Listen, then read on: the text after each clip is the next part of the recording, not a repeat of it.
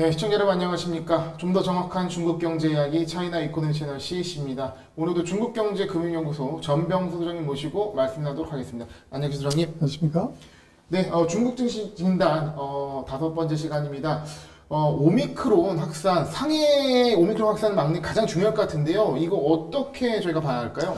그렇습니다. 중국 증시 하락의 이제 5번째 요인 중에 하나가 오미크론의 확산이 이제 경기 침체, 내수 부족, 이것이 이제 주가 하락의 한 요인이기는 했습니다. 그래서 상해 오미크론 좀 봐야 되는데요. 그래서 네. 지금 보면 그 홍콩, 심천, 상해로 오미크론이 확산이 됐는데 네.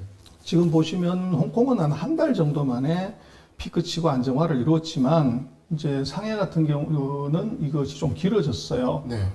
그래서 지금 한 달 반 정도가 좀 지났는데 아직 뚝 떨어지진 않고 있습니다. 네. 근데 중국 전역을 놓고 보면 빨간색인데 지금 그 나머지 지역은 한 700명 정도로 계속 떨어지고 있어요. 그래서 상해만 사실은 문제가 되고 나머지 지역은 확진자 수는 크게 이제 많이 늘지 않고 있다 이렇게 볼 수가 있고요. 네. 그리고 이제 그 사이에 보면은 지린도 이제 확진자가 있었는데 이것도 한 달 안에 안정화가 됐어요. 잡혔네요. 그리고 이제 북경을 보면 최근에 북경이 확 늘었는데 네. 그래서 북경도 봉쇄 안에 만에 그렇지만 북경이 50명 정도 일간 확진자 그 정도입니다. 50명이요? 그렇죠. 지금 상해가 이제 10,000명 정도니까 아직 네. 많이 나가고 있어 50명 갖고서 도시를 봉쇄한다 이거는 조금 과한 그러네요. 해석이고요. 네. 그래서 이제 언론에서 상해에 놀라서 아마 북경에도 그런 얘기를 한 것 같아요. 그래서 그런 정도. 그래서 지금 문제는 상해를 잡으면 되는데 지금 중국은 제로 코로나 정책. 그래서 모두가 제로가 됐을 때 푸는데 최근에 그걸 약간 바꿉니다. 그래서 상해 같은 경우도 16개 구가 있는데 그 중에서 4개 구는 확진자가 안 나와서 제로고요. 지금 10명 이하가 나오는 데가 이제 6군데가 있습니다. 그리고 많이 나오는 지역이 지금 6군데가 있고요. 그래서 문제는 요 6군데, 요 지역이 이제 문제가 되는 거죠. 워낙 큰 도시이기 때문에 구로 나눠서 또 관리를 하네요. 그렇습니다. 예. 그래서 이제 중국이 이걸 살짝 바꾸는데 지금까지는 이제 제로 코로나 칭링 정책이라고 했습니다만은 최근에 중국이 중국말로 똥타이 칭링, 다이나믹 제로 코로나로 이렇게 말을 살짝 바꿔. 이게 뭐냐면 도시 전체가 제로로 나올 때까지 봉쇄한다 이거에서 이것을 이 특정한 지역에 이 확진자가 있으면 그 지역만 봉쇄하고 제로로 만드는 정책.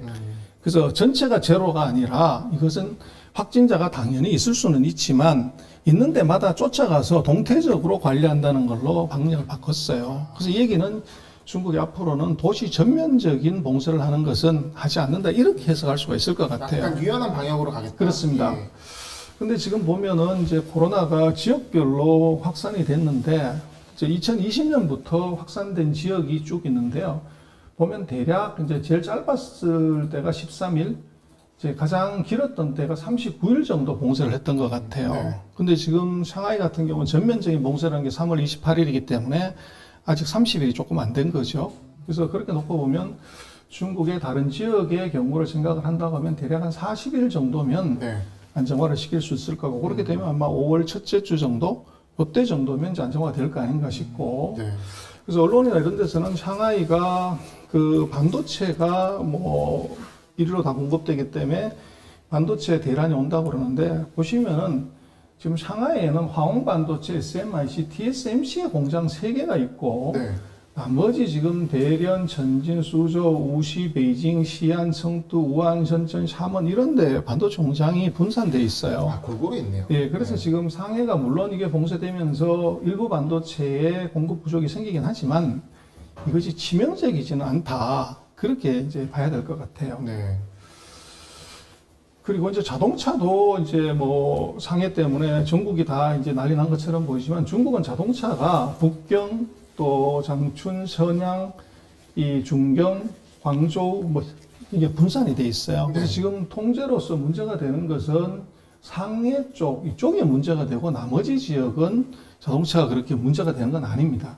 또 상해에 또 상해 자동차도 있고 그렇죠. 그런데 이제 또 그것들만 네. 지금 문제가 되는 것이지. 많은 사람 생각하기에 이제 테슬라의 상해 기가 팩토리 이게 또 이미지가 큰 것 같아요. 그렇죠. 그래서 네. 그건데 그 자동차 공장으로 보면은 광저우도 크고 베이징도 크고 장춘도 크고 그렇다는 거죠.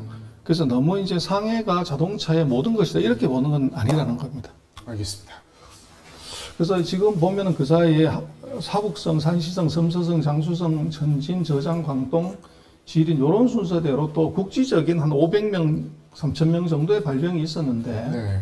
대략 보면 이것이 한 달 안에 다 끝이 났어요. 그래서 그렇게 보면은 이번 그 상하이의 문제는 이미 이제 한 달 정도가 지나가고 있기 때문에 네. 아마 상하이는 규모가 크니까 한 달 반 정도 기간, 5월 초 중순 이 정도면 이제 안정화가 될 수 있을 것 같고. 네.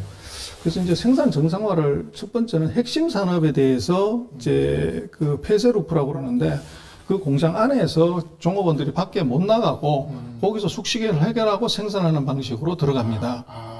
그리고 최근에 공장이 완전 멈추는 게 아니군요. 그렇죠. 예. 그 폐쇄로 하는데 그 다음에는 화이트리스트 기업이라고 상해 666개 기업을 이제 풀어준 거죠. 네. 그리고 이제 그 다음 단계는 뭐냐면 물류 유통을 풀어주는. 그래서 뭐 택배 기사들이 이제 활동을 할 수 있어야 이 물류가 되는데 네. 지금 택배 기사들도 코로나 조사 때문에 못 움직이는 거죠. 그런 문제가 지금 이제 있었고. 네. 그래서 지금 단계는 상하이는 지금 3단계 물류 교통을 이제 풀어주는 단계로 올 것 같고, 그리고 이제 코로나가 500명 이하, 뭐 200명 이하로 떨어지게 되면 이제 주민들의 그 거주지 이동 제한을 네. 풀게 되는 민생순 이런 식으로 이제 흘러갈 것 같아요. 그럼 어떻게 보면 지금의 현재 상해 현주소 같은 경우는 이전에 보낸 사진처럼 막 어떤 개미 한 마리 없는 그런 느낌은 아니고 어느 정도 약간 이동과 활동이 돌아가는 상황으로 봐야 돼요. 그래서 아까 보셨던 그 16개 구 중에서 네. 지금 4개 구는 이제 풀어주고. 활동을 줬고, 예. 그 6개 구는 완전히 봉쇄하고 있고, 또 다른 이제 6개 구는 이제 일정한 부분만큼만 동네에서만 돌아다닐 수 있게끔 그렇게 되어 있는 거죠. 그리고 어쨌든 이제 상해 특히 포동 지역에 있어서 오미크론을 잡게 되면 보통 이게 한 달 정도 걸리는 상황에서 여기는 좀 길어져서 한 달 반 정도. 6주 정도 네. 걸렸으니까 이제 좀 잡힐 가능성이 높다. 그렇습니다. 그렇게 되면 네.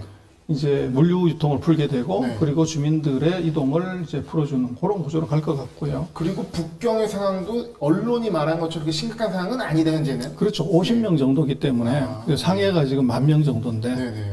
그래서 50명을 갖고서 상해처럼 그런 봉쇄를 한다 그렇게 보기는 어려울 것 같아요. 아직은. 네. 그래서 중국은 지금 상해를 봉쇄를 했고 최근에 봉쇄 지수가 좀 올라갔는데 네. 이 봉쇄 지수가 밑으로 떨어져야 이제 정상적인 경제 활동이 된다 네. 그렇게 볼 수 있고요. 네. 그리고 지금 상해가 최대 항구에 맞는데 이게 지금 빨간색이 그 유조선이고 파란색이 컨테이너선인데 네. 뭐 상해 앞바다에 바글바글 몰려 있죠. 네. 근데 지금 상해항이 4,700만 TU로 가장 커요. 네. 근데 그 밑에 있는 닝보항이 3,100만 톤이고, 그 바로 아래에 있는 샤먼항이 또 1,200만 톤 정도가 돼요. 그래서 이 두 개 항구가 4,300만 정도? 네. 그 상해항에 버금가는 정도로 해서 정말로 이제 문제가 된다고 하면 이제 이쪽 항구를 일부 이용할 수도 있다. 그래서 지금은 물론 상해항이 이제 통제가 돼가지고 굉장히 어려운 상황이지만 이제 정말 급하다고 하면은 물류 유통만 풀어주게 되면 이쪽 항구를 이제 조금 이용할 수도 있는 그런 기회가 있다는 것이고요. 그래서 네. 지금 보면 이제 닝보항이라든지 그 샤먼항은 보면 상대적으로 물동량이 조금 느슨해 보입니다. 네. 그래서 그런 것들을 감안하게 된다 그러면 이제 항구의 문제도 그런 식으로 갈 수 있을 것 같고, 그래서 결론을 얘기 드리면 그 상해 오미크론으로 인한 증시 충격은 이미 피크는 지난 것 같고, 이제 오히려 한 달 반 정도 시간이 흐른 5월 초 중순 정도가 되면 아마도 이게 이제 물류통을 풀어주고 또 개인들의 생활 반경도 이제 풀어주는 그 현상이 나타날 확률이 있을 것 같아요. 네. 그렇게 되면 아마 이제 중국의 최대 경제 지역이 이제 소비 활동이 이제 정상화되는 이제 그런 과정이고, 그렇다고 하더라도 이제 정상적인 활동을 하려면 한 달 이상의 시간이 걸리기 때문에 아마 2분기에 4월, 5월 2달 정도는 굉장히 나쁜 수치가 나올 수밖에 없다. 네. 그러나 이제 그런 숫자가 나쁘게 나오면 나올수록 아마 6월 이후에 중국 정부의 그 경기 부양 회복 그 노력은 굉장히 이제 그 당초보다는 더 강도가 높게 나올 가능성이 있을 것 같아요.